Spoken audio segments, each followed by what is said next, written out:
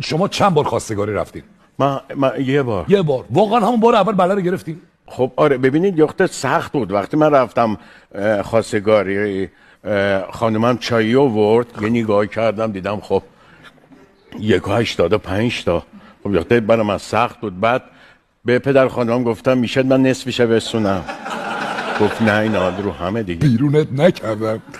نه خوششون اومد. عقد کردیم و تو پارک قدم میزدیم، حالت فیل فنجونو داشتیم و مردم، من نگاه میفهمیدم که مردم با نگاهشون داشتن ما رو مسخره. سال هاست این بغض نگه داشت. خنده نداره. خب تو رو نیوه خنده تقنه. خانمم اون موقع فهمید که من از کوتاه بودن قد خودم رنج میبرم. اینم بدون بگم ایشون هم هنرمند، خانمم شاعر است، شعر میگه. باریکلا بهش. آره یه روز سر کار